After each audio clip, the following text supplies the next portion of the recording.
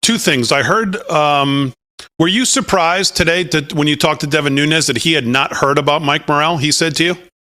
Yeah, listen, I don't think a lot of people remember this op-ed. It just wasn't part of the Russia narrative, but a lot of people tipped me off to it as I was looking back. Right after the Morrell 2020 stuff, people said, don't forget Benghazi, don't forget Hillary Clinton. Like, what about Hillary Clinton? Oh, look what I found. And that's how we kind of stumbled onto this. And really, listen, I don't want to pick on Mike Morrell. He's he served his country for 33 years in the intelligence community. But when people ask, how does 2020 happen? Well, there's a playbook in 2016 that looks just like it. And these intelligence operatives are now beginning to insert themselves into presidential politics.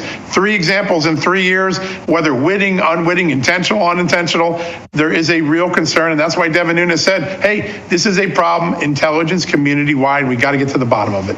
I mean, how does Anthony Blinken, I think, for the audience who watches this show, who's working all day and trying to survive Biden inflation and everything else we've been talking about all night tonight, their question is going to be, we continue to go to Just the News, we read all this, we see this, it makes sense to us, but how do these people pay the price? How does Anthony Blinken survive? What is the road now with Comer or Jordan? What is the road to see somebody lose their job here, John? What has to happen?